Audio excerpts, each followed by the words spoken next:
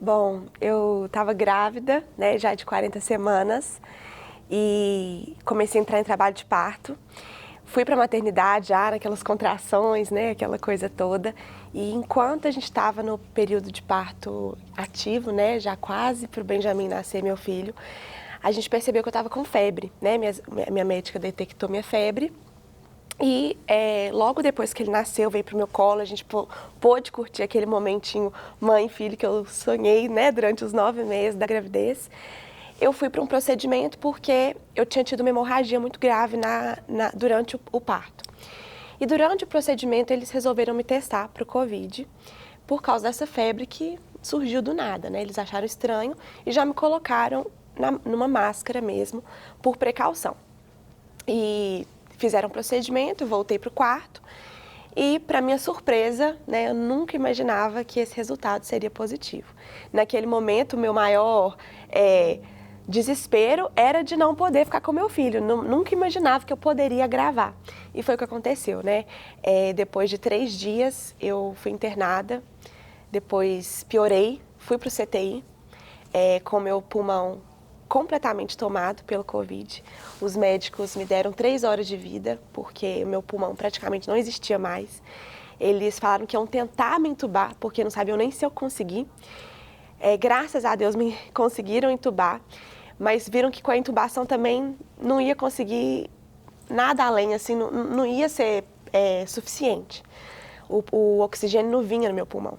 Então, eles falaram sobre a ECMO, né, aquele pulmão artificial, e falaram, olha, para minha família, vocês podem tentar, mas a Vitória tem poucas horas de vida, desse jeito não vai ter condições. E, por milagre de Deus, a ECMO estava disponível e eu passei 7 dias em ECMO, né, fui entubada, fui desentubada 24 horas depois, passei 7 dias em ECMO. Quando eu fui ser decanulada da ECMO pela primeira vez, eu tive uma embolia pulmonar. E foi o meu pior momento mesmo, né? Foi durante essa embolia. E eu voltei para o tubo e voltei para a ECMO. E passei por mais uma semana no CTI, né, ligada à ECMO. E foram 23 dias ao todo no CTI, lutando mesmo para viver a todo momento, com uma dor maior do mundo, assim, eu falo que eu não tinha dimensão do quão grave eu estava, porque a minha família, os médicos me poupavam muito dessas informações. Assim, eu fiquei sabendo de tudo muito depois, sabe? Mas enquanto eu estava lá, a minha maior dor era estar longe do meu filho, né? Foi aquilo que mais me doía mesmo, assim, eu chorava o dia inteiro, assim, de saudade, de querer voltar para casa e estar com meu filho. Mas Deus foi muito bom comigo e 23 dias depois eu ganhei alta, voltei para casa e comecei essa nova vida, né? Um pós-Covid, fazendo fisioterapia. No início eu não conseguia nem levantar direito sozinha, fazer xixi sozinha, tomar banho sozinha, carregar meu filho sozinha, as pessoas tinham que me dar ele. Mas hoje eu tô aqui, saudável demais, pulmão zerado, graças a Deus, e muito feliz com a minha família. Essa foi a história. Graças resumida. a Deus. O resumo dessa história. O resumo do resumo. Tão impactante, né? E doutor Lucas, qual que é o impacto para ela, logo ali no pós-parto, para a família de ter vivido essa experiência dessa maneira? No período de parto, as pessoas elas vêm cheias de planos, né? Elas já tá com a criança ali, elas já vêm cheias de planos, né? Já vem com a roupinha que vai sair, né? A gente já se programa para o que vai fazer depois, né? E de repente vem uma interrupção abrupta nesse plano, né? O planejamento ele já muda completamente para uma doença totalmente inesperada, né? E foi o maior sofrimento seu, né? Foi o seu maior sofrimento, porque te pouparam, né? Eles fizeram bem de não falar, né? Mas essa coisa, essa desconexão, né? A criança estava ali o tempo todo, né? Mexendo, né? Mexe o dia todo, né? E de repente não posso sair, né? A criança saiu, eu não posso sair, não posso amamentar, né? Não posso acordar de madrugada, eu já estava me preparando, né? Eu estava me preparando para acordar de madrugada, não posso ir lá amamentar de madrugada, né? É uma dor horrível, né? É uma quebra na expectativa muito grande. Né? E para o Sandrinho, o esposo da Vitória, para a família toda, o impacto de saber que no meio de uma pandemia é essa notícia. 3 horas de vida, ela tinha falado, né? O pior momento foi depois ainda com a embolia pulmonar. A gente só de ouvir, né? 3 horas de vida, a gente já tinha achado que era o pior momento. Ainda veio um outro pior momento depois, né? Ainda agrava a situação ainda mais, né? Então, é um processo assim, muito difícil, né? O Covid, a gente não sabe o que vai acontecer. A maioria das pessoas evoluem bem, mas a gente não sabe assim, será que eu vou evoluir bem, né? Quando eu pego. Então, o desespero é sempre, e né? a gente nunca acha que vai agravar dessa forma, né? Porque tanto que quando minha médica me ligou falando, olha, deu positivo, o meu choro de desespero não foi assim, eu vou ficar grave, vou pro hospital. Eu não imaginava que isso poderia acontecer. O meu choro de desespero foi, não vou poder beijar meu filho, vou ter que ficar de máscara. Amamentar eu poderia, a recomendação é que eu poderia amamentar, mas o meu desespero era que eu não ia poder beijar o meu filho. Gente, quando que eu ia imaginar que depois de 3 dias eu ia estar no CTI? Não, e uma coisa muito interessante da sua fala, que eu acho que obviamente tem a presença, a possibilidade, você está aqui por um lado por Deus, obviamente nessa dimensão maior da história, mas tem uma dimensão que eu achei interessante psicológica, que é o seguinte, por um lado eles te pouparam dos perigos que você corria, mas por outro lado, no bom sentido do termo, você estava anestesiada porque você vivia em função do filho, na volta de voltar para esse filho, quer dizer, você queria... A vantagem sua é que você não... Eu tive um propósito Você voltou, você tinha um ganho para ficar e queria ficar e tinha um vínculo e em nenhum momento, porque muitas vezes as pessoas podem estar num conceito daquele e falar assim, entrar na questão de morrer, o medo de morrer. Na verdade, você queria viver. E essa atitude sua foi, obviamente, claro que por si só ela não resolveria, por isso que nós temos que dar o crédito de Deus nessa história toda, porque...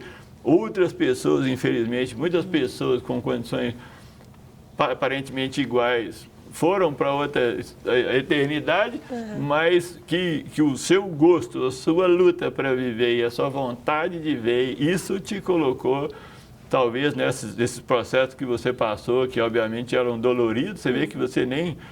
Eu vou dizer assim, que você nem sentiu a dor na proporção que você sentiria se você parasse e falasse, pô, eu estou doente. Eu posso morrer aqui? Gente, eu não sabia que a ECMO era meu pulmão, o meu pulmão naquele momento.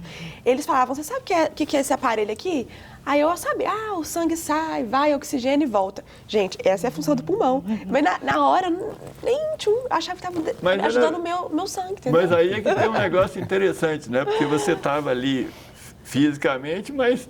Estava anos-luz daquele lugar, né? Quer dizer, te prende. Na verdade, você estava sentindo que te prenderam para te tomar do menino, mas você estava numa outra dimensão e, obviamente, psicológica de querer fazer. Eu acho que isso foi uma coisa boa até para você, né? Porque quando você fala desse histórico, quando alguém fala, eu falei, eu sofri isso, eu sofri aquilo, a dor das pessoas é muito grande. A sua... Parece que ela foi minimizada pelo amor, pela busca do filho. Então, assim, não que ela não doeu, não que não fosse que não tenha sido ruim, mas, por um lado, foi menos ruim na medida que tinha um aspecto positivo disso. Eu achei fantástico essa relação. Interessante. E vale a gente pensar também a importância de ter fundamentos emocionais sólidos ali para na hora da dificuldade, para na hora da dor, a gente se fundamentar. Eu lembro que durante todo o seu período, né, você teve muitas pessoas, centenas e milhares de pessoas orando, intercedendo. A família teve esse cuidado, por exemplo, vou poupá-la, é também um sintoma de uma base ali emocional, né, sólida, ali estabelecida. As pessoas estavam mais preparadas para viver um momento de dor, um momento difícil. E isso faz realmente sentido, doutor Lucas? Isso muda um cenário de lidar com um momento difícil? Muda, ainda mais esse suporte social, né? Esse suporte familiar, né? Que ele falou para a gente ali para se apegar, né? Ter algo que ia se apegar, né? Não era só o filho, né? Era todo um contexto. O filho era o ápice ali, né? Era o ápice do desejo, mas esse suporte é fundamento emocional e de fé também, né? Esse suporte de fé também que é muito importante, né? A gente sabe o tanto que ele é importante, mas isso auxilia muito, né? As pessoas estarem ali sem transmitir aquele desespero, né? Você pode estar ali desesperado, né? Você pode estar ali desesperado, mas você tem que transmitir força, né? Esperança, né? Poupar a pessoa. Você vai discutir a gravidade ali depois, né? Você sai ali da sala, você discute a gravidade, como é que tá, o que vai precisar fazer, mas ali vai dar tudo certo, estamos aqui, porque o organismo responde a isso, né? O organismo, ele responde a isso, não é só no campo da emoção, como se a emoção fosse uma coisa desconectada do resto do corpo, né? A emoção, ela influencia o organismo inteiro, né? As emoções positivas, logicamente, influenciam positivamente, né? E as emoções negativas, elas podem gerar uma influência negativa. Então, esse cuidado com essa parte emocional, ela é fundamental, porque ali era o físico que estava precisando se recuperar, né? O emocional também, claro, né? Mas ali a grande gravidade era a questão física, né? E a gente precisa mobilizar todos os recursos para que a parte física fique bem, e um dos recursos fundamentais é a parte emocional, né? Sempre. É engraçado você falar isso, porque a gente até brinca assim em casa, que a minha mãe, ela tem um aspecto um pouco mais frágil emocionalmente e tudo mais. Mas durante os meus 23 dias de CTI, gente, ela, lá fora do hospital, ela devia estar, e eu sei que estava, sofrendo horrores, né, na fragilidade dela, e sofrendo, obviamente, era a filha correndo risco de vida. E ela me vendo naquela situação, mas quando ela entrava no CTI, parecia que ela era, assim, a força que eu precisava todos os dias. Então, ela deixava a Valéria frágil por trás, e quando ela entrava naquele quarto, todos os dias, ela pegava a minha mão e falava, filha, vamos lá, mais um dia. Ela ficava olhando minha saturação, porque eu cheguei a saturar 33, gente. Meu Deus. Ela olhava minha saturação e ficava assim, lá, tá subindo, vamos. Era o meu apoio. Então, eu tinha minha mãe, meu pai e meu marido que ficavam se revezando para me visitar. Mas é interessante que é um ambiente amoroso, né? Quando você fala, por exemplo, quando ela falou da sua mãe, eu pensei assim, do jeito que você é, pela forma que você foi, dentro de um certo sentido, mais bem amado, né? Porque ninguém é perfeito, mas pelo tudo que você passou, pela forma como que você narra, pela forma que você foi mais bem amada, mais querida. Então, quer dizer, você estava num ambiente de amor, que as pessoas sofriam por amor, como no exemplo da sua mãe, mas ela tinha amor para dar. E isso é que é o grande segredo.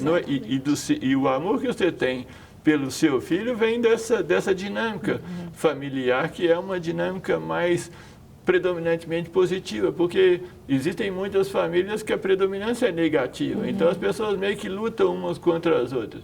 E pelo histórico todo, você realmente tem uma família boa e você, obviamente, é assim por causa desse. Você, como dizer, eu falo muitas vezes, a pessoa não é querida, não é bem amada, por isso que daqueles problemas todos que geram outras questões. Mas você foi mais bem amada, tinha amor e tinha vontade de amar o menino, de trazer o menino para perto de você. É um conjunto positivo, muito. Agora, aquela coisa, o ser humano tem o espírito, a alma e o corpo. Essas três dimensões trabalham junto. Então, você coloca assim, Deus, o afeto, a família e o corpo, a saúde, né? Quer dizer, foi uma reunião boa. Agora, eu só não entendi uma coisa ainda. Para que você teve que passar por isso? Quer dizer não tem um motivo para as pessoas passarem. Mas eu falo assim, talvez seja para que todas as coisas cooperam para o bem daqueles que amam a Deus, inclusive as coisas negativas, as coisas ruins. É como se fosse que você não é mais a mesma, nunca mais. Né?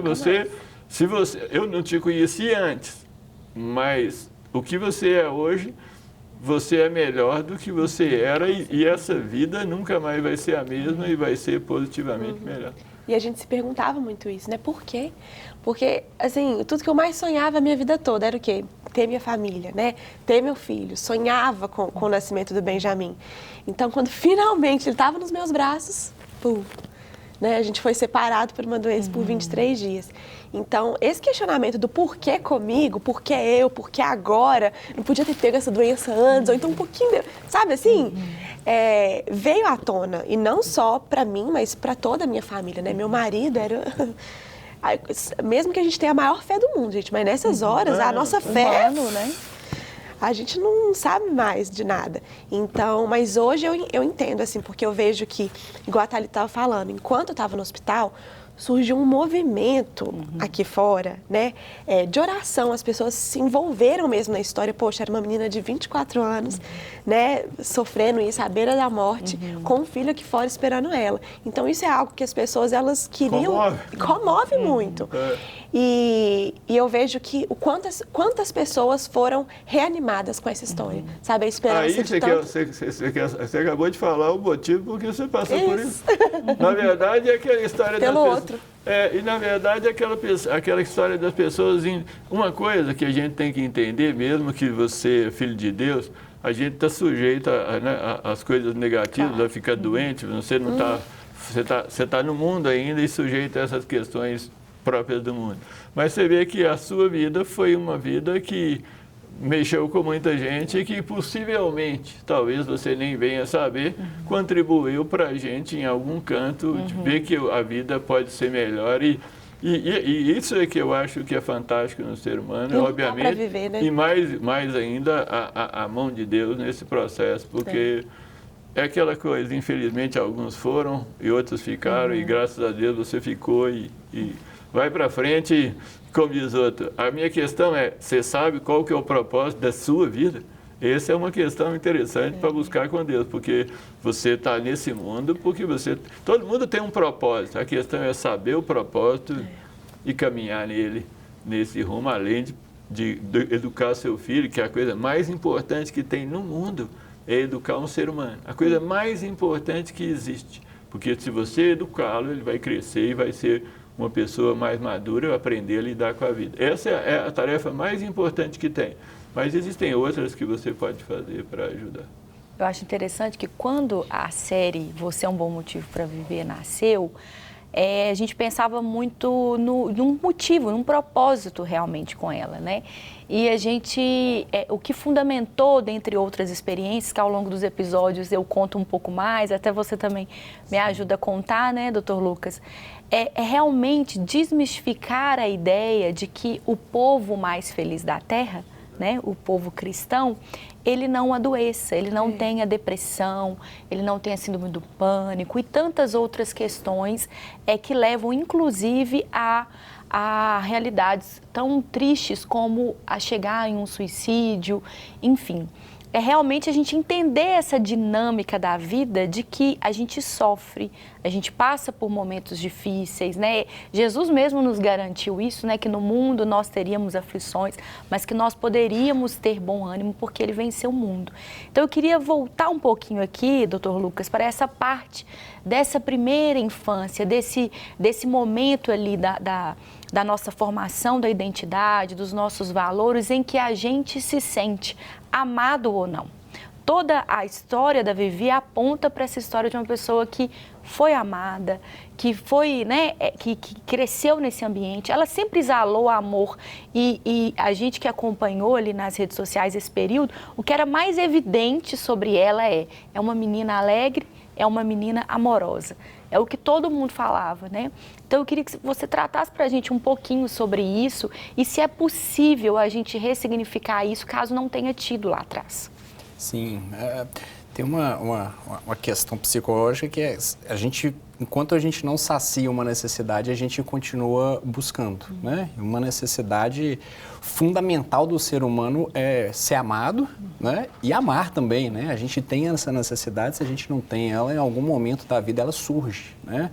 E ela vai surgindo e chega uma fase da vida que a gente quer amar, a gente quer servir, a gente quer fazer pelo outro, né? A gente quer encontrar nosso propósito para fazer pelo outro, né? Não só para curtir, né? Falar, não, eu vou aproveitar a vida aqui, adoidado, né? Eu quero ajudá-la a aproveitar também, né? Eu quero fazer por ela, né? Então, quando a pessoa ela não recebeu esse amor, ou até recebeu, mas não entendeu que recebeu, né? Porque tem gente, né? Às vezes a pessoa recebe amor, mas eu não consigo entender que eu estou sendo amado ali naquele momento, né? A pessoa, meu pai, minha mãe, ou as figuras que estão me dando amor ali no momento, eles estão fazendo o que eles dão conta, né? Eles estão entregando ali muitas vezes o que eles receberam, né? Às vezes está faltando o que eles deixaram de receber, mas às vezes estão dando o melhor deles, né? Eles estão fazendo ali o melhor. E quando a pessoa tem essa dificuldade de entender que recebeu, ou às vezes realmente não recebeu, né? Ou às vezes teve uma questão difícil, né? Uma infância difícil, uma adolescência difícil, né? Pelos mais diversos motivos ali, né? A pessoa ela fica com essa necessidade. Né? Será que eu sou digno de ser amado? Né? Será que eu mereço esse amor? Né? Será que alguém vai me amar? Né? E ela fica ali naquela busca, né? Ela fica ali naquela busca e ela ela tem dificuldade de entregar esse amor também. Quando eu estou precisando receber, né? Como é que eu ainda entrego? Perfeitamente trabalhável, né? Perfeitamente ressignificável, né? Perfeitamente dá para lidar com isso tranquilamente, né? Não estou fadado a não poder amar e a nunca me sentir amado porque eu tive uma infância difícil, porque na infância a gente não volta, né? Não tem como a gente viver a infância e a adolescência novamente, né? A gente consegue trabalhar isso perfeitamente com as pessoas, né? As pessoas elas podem ali através de ressignificação mesmo do passado, né? Às vezes eu olho para o passado e eu interpreto ele de um jeito e a gente pode, eu brinco com as pessoas, dá para mudar o passado? Dá, né? Dá para mudar a interpretação, né? Eu posso te contar que hoje, nossa, meu passado foi terrível, né? E ali você ressignifica, ano que vem você vem aqui e me conta ele, nossa, meu passado foi maravilhoso, né? Mudou, né? Mudou o passado. Os eventos físicos não mudaram, né? Mas a carga que eu coloco, a influência que ele traz para mim é outra, né? Quem a gente então, é. a gente alterou ali a carga emocional do passado, né? Eu não alterei os fatos, né? Mas eu alterei a interpretação, né? A carga, né? A dor ou a ausência de dor que ele passa a me trazer, né? Isso, de certa forma, é uma mudança, né? Mudou ali a minha forma de viver aquele passado. Isso. E, Dalton, como que a gente pode fazer essa elaboração do passado para que, ainda que os fatos, né, acontecidos ali, eles não possam ser mudados, para que a gente mude através de um novo olhar? Normalmente, uma pessoa que cresceu num ambiente, numa perspectiva mais negativa, obviamente ela vai entender o negativo.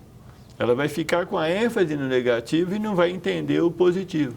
Se ela está viva, é claro que existem fatores positivos, mas como ela começou, a ênfase é negativa, ela começa a só ver isso. Por isso que existe a questão da depressão e os segmentos negativos nesse sentido. Porque ela vai alimentando essa carga de negatividade e não consegue ver. Então, por exemplo, é interessante que eu estava atendendo uma pessoa, você volta lá, você vê que o pai e a mãe, primeiro, deram o que tinha, mas segundo, eles também contribuíram nisso, eles fizeram isso. Então, você vai começar a ver que ele era cuidadoso ali, e que ela isso, e que ele estava ali. Então, depois você começa a mostrar à pessoa perspectivas que ela não via.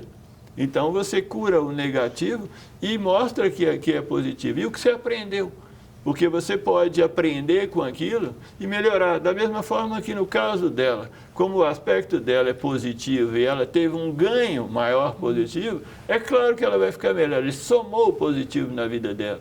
Mas quando é um negativo, a pessoa elabora aquilo, chora, fica triste, conversa e entende, né? Porque muitas vezes a gente fala, por que meu pai e minha mãe não me amam? Porque muitas vezes é aquela história de não dar conta. Mas o que você não dá conta, mas ele é ferido naquilo ali. Mas você vai trabalhando e aquele vai... É como se fosse... Mais ou menos, sabe aquele negócio menino pequeno que você passa um meteorite e sopra? É mais ou menos como se você estivesse ali soprando aquilo ali e mostrando para ela. E aos poucos, isso é um negócio que você tem que digerir. Você não engole, né? As coisas, se você engolir, o negócio não dá certo. Então, você tem que digerir, elaborar, chorar, conversar, falar, e depois você ressignifica a vida. E você não vai mudar o passado como um todo, vai aprender com ele. E quando a gente volta no passado, é para aprender com ele e mudar o presente e o futuro. Aí a vida pode ser melhor. Com todo aquele histórico. E no final das contas, aquela carga negativa, depois que a pessoa saiu dela, ela vai virar um aspecto positivo para ele ver que dá para ir mais para frente. E esse é o meu gosto de ver uma pessoa mudar sabendo que ela, anos depois, tem gente que tem 30, 40, 50 anos depois, que sofreu muita coisa, que poderia, teoricamente, estar melhor, mas por questões chegou nesse ponto, e ver que a pessoa pode ter uma qualidade de vida e olhar as coisas, e o sol brilha, e as coisas não são, elas são melhores. Isso é que é o gosto de ver uma pessoa bem. E Vitória, o sol começou a brilhar diferente para você depois que você saiu dessa experiência, né? Foi muito emocionante, inclusive, as imagens, os registros ali da sua volta para casa. Primeiro, a primeira visita, né, do Benjamin, e depois a sua volta para casa. Como que foi aí esse reencontro e como que tem sido depois desses 23 dias?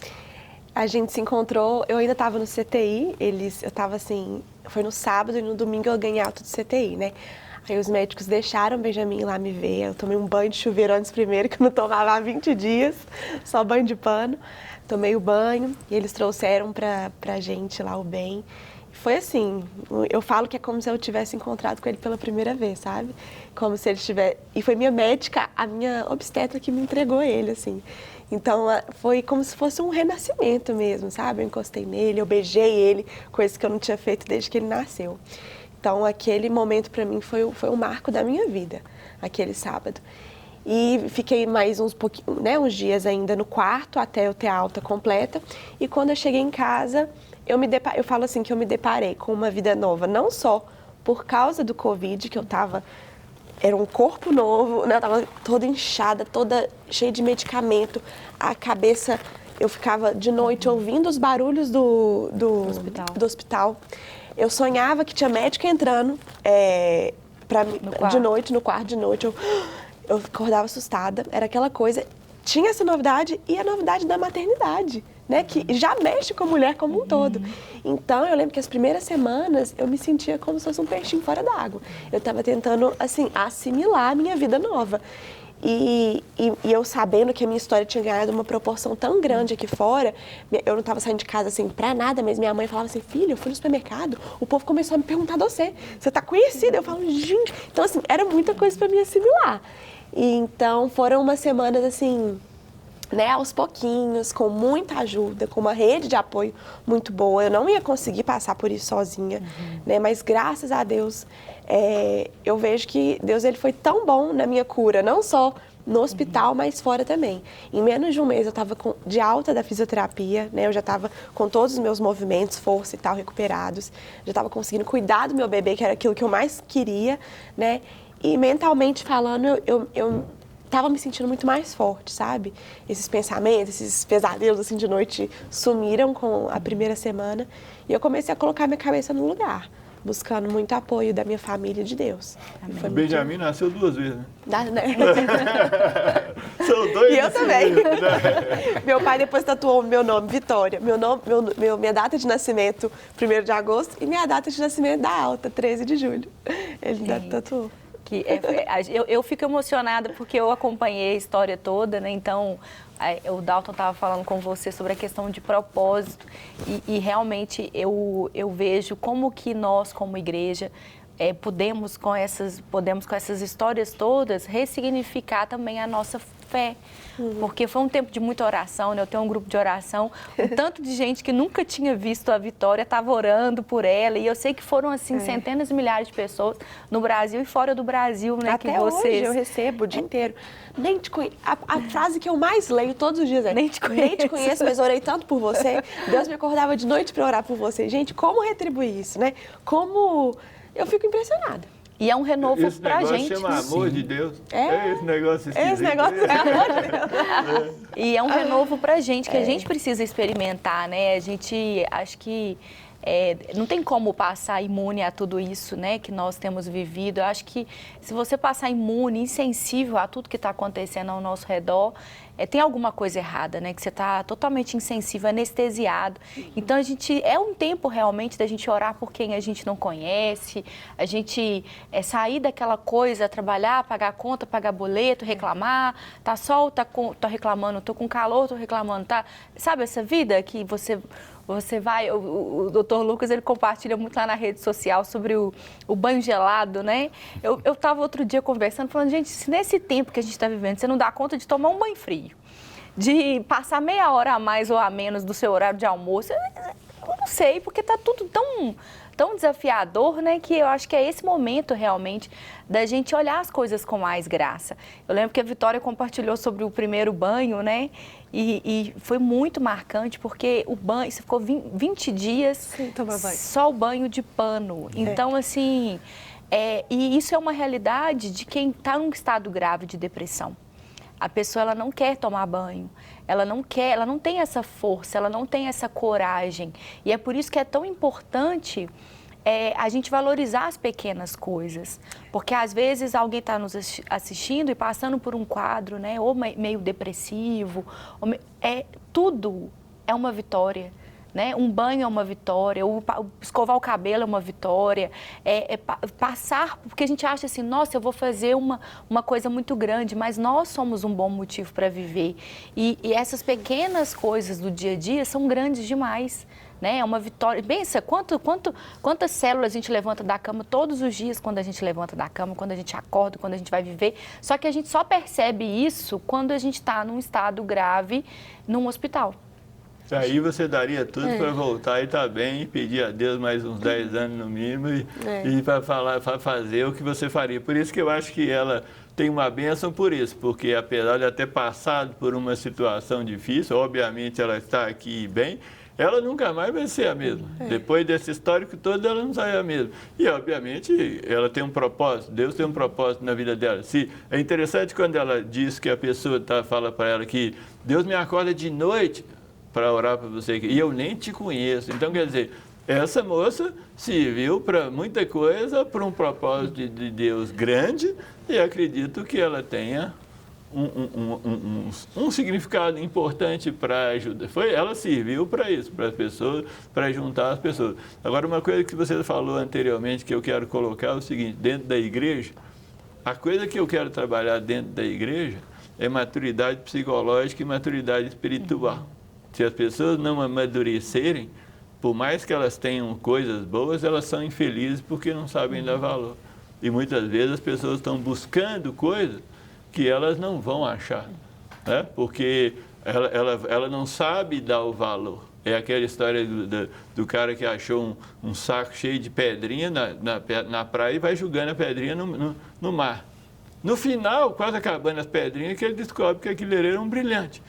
Então, quer dizer, ele jogou as coisas dele fora porque ganhou uma coisa e não sabe usar. E depois que perde, descobre que era feliz e não sabia. Então, muito disso. Eu acho que esse programa, eu sempre falei isso com você, que esse é um programa importante, porque ele abre uma perspectiva muito grande, porque quando você conversa, como a gente tem a oportunidade de conversar, e as pessoas vêm, com certeza isso toca elas. O grau, eu não sei, mas com certeza é um programa que contribui muito para você ver que é um ser humano e um ser humano que passa algumas vezes por situações difíceis, mas ela foi abençoada 2 vezes. Amém. E você não está nesse mundo à toa, você pode ter certeza disso. Amém. Amém. Doutor Lucas, para quem está assistindo a gente em uma outra realidade, porque é muito naturalizado, né? A pessoa está no hospital, ela está com um quadro, seja internação, o que for, uma doença, dor de cabeça, enxaqueca, o que for, isso tudo é muito naturalizado, mas nós ainda precisamos desmistificar essa ideia de que uma doença, uma pessoa acamada por uma depressão, isso é preguiça, isso é falta de fé, isso é tantas outras coisas que não tem nada a ver com o que é a realidade. O objetivo desse programa é justamente apontar para esse tripé, que é o corpo, é a alma e o espírito. O que é do corpo a gente trata com medicação, com internação, com médicos. O que é do espírito é esse amadurecimento, esse desenvolvimento espiritual, e o que é da nossa alma, as nossas emoções, a gente trata, né, com terapia, com psicoterapia, como especialista nisso. Para quem está vivendo essa realidade hoje, de estar nessa situação, não quer tomar banho, não quer levantar da cama, não vê graça na vida, não se reconhece como esse bom motivo para viver, quais são os primeiros passos? Sim, tem um grande problema quando o assunto é a depressão, que é a ignorância das pessoas ao redor. né? Que elas começam a colocar isso aí, que é falta de fé, né? Que é preguiça. Mas quando eu estou triste, eu vou lá e faço, né? Mas todo mundo tem dia ruim, né? Todo mundo tem dia ruim, né? É só levantar e tomar um banho, qual que é a dificuldade? Né? É só você levantar, colocar um pé na frente do outro e ir no chuveiro e ir lá tomar um banho, né? Qual que é o problema de fazer isso? Né? Você está se entregando, você não pode se entregar. Né? Então tem várias frases, né? Tem várias frases, a gente pode ficar aqui o dia inteiro repetindo frases que as pessoas falam, né? Que denotam um desconhecimento, né? Uma ignorância quanto ao assunto. E a gente está numa época assim, com uma enxurrada de informação que só continua ignorante quem que é. Né? A pessoa está lá muito afastada e não tem acesso mesmo a esse conhecimento, mas a grande maioria das pessoas ali, elas têm acesso a esse conhecimento, né? E o conhecimento cada vez vai ampliando, né? Hoje a gente reconhece a depressão, ela não é só uma doença emocional ali solta, né? Ela é uma doença inflamatória, né? O corpo tem resposta inflamatória, você tem aumentos de substâncias inflamatórias, de interleucina, né? Você tem de mediadores inflamatórios, né? O corpo, ele se altera inteiro, né? Você tem alterações cerebrais, né? Que são visíveis, né? Que são visíveis assim em exames, né? A gente consegue ver, a gente não usa para diagnosticar, né? Isso é em pesquisa, mas hoje as pesquisas estão mostrando assim, cada vez mais que é uma doença orgânica, né? Mas, né, como não dá para você ir no laboratório, tirar o sangue, né, e ver lá que veio menos de 200, então, não, você está com depressão mesmo, né, porque o valor aqui veio menos de 200, né? Então, as pessoas, elas não dão crédito, né? Elas não dão crédito, elas acham que a depressão da pessoa é a tristeza que eu sinto de vez em quando eu sou frustrado, quando alguma coisa acontece, né? Quando algo não vai quando eu quero e eu consigo me recuperar ali em minutos ou horas ou dias, né? Eu consigo ali me recobrar, né? Eu voltar ali ao estado que eu estava anteriormente. As pessoas começam a enxergar o outro sob essa perspectiva, né? Como se fosse uma tristeza. E não é, né? Tem toda uma alteração, né? Tem todo um conjunto de fatores ali que levam a isso, né? Então tem as várias neuroses nas cabeças das pessoas, né? Então se eu estou sofrendo isso, eu estou sendo condenado por alguma coisa, né? Eu fiz alguma coisa, né? Para que eu esteja sofrendo assim hoje, né? Isso atrasa tratamento, isso atrasa a pessoa buscar. Muitas vezes a pessoa não está numa condição nem de ir buscar ajuda, não está conseguindo chegar no chuveiro, você vai ligar, escolher um profissional, marcar um médico, agendar um dia, escolher uma data. Isso tudo demanda operações mentais múltiplas, parece simples, né? Que a gente quando não tem, isso é simples, né? Você vai pegar, eu vou olhar no Google aqui, vou olhar um telefone de um médico, escolher, telefonar e marcar. Parece simples, mas isso são operações mentais extremamente complexas que muitas vezes alguém tem que pegar e fazer por ela, né? Alguém tem que pegar e fazer por ela e levá-la, né? A pessoa não tem condição de tomar banho, não tem condição muitas vezes ela não tem condição de buscar um tratamento, né? De querer o tratamento, né? Se a pessoa que está em volta ela não tem essa noção, essa disponibilidade, né? Essa caridade para com a pessoa ali que não está buscando ajuda, né? Ela vai ficar lá, né? E a pessoa vai piorando e acontece o que a gente vê muitas vezes lá no consultório, né? As pessoas chegam assim, num estado péssimo, né? Ela já caiu ali, aquilo ali já evoluiu por semanas ou meses, né? Muitas vezes as pessoas elas vão lá meses depois que o quadro iniciou, né? Quando não dá mais, né? Quando a pessoa olha assim e fala, nossa, eu não sei o que eu faço mais com essa pessoa, né? Está ali num estado terrível, né? Quanto mais você desce, mais tempo você gasta para subir, né? Mais trabalho a gente vai ter, né? Mais a recuperação. Eu começo a ter, né? Como ela mexe com o corpo todo, né? A gente começa a ter que recuperar o corpo também, né? Não é só eu tratar emocionalmente a pessoa, né? Eu começo a ter que repor questões orgânicas ali da pessoa, né? Porque aí ela já chega, ela se alimentou mal um tempão. Sobrepeso. Ou baixa. Ficou sedentária ali um tempão, né? Ficou sem dormir um tempão. Então, a pessoa chega organicamente muito mal, né? Ela chega muito mal. Começou pela depressão, mas evoluiu com esse tempo, né? Então, quanto antes buscar o tratamento melhor, né? E uma fonte disso é informação, né? A pessoa tem que se informar, né? A gente não está querendo inventar doença para ninguém, né? A gente não está inventando que depressão, né? Para tratar, né? Tem várias teorias aí que as pessoas que não querem entender começam a inventar, né?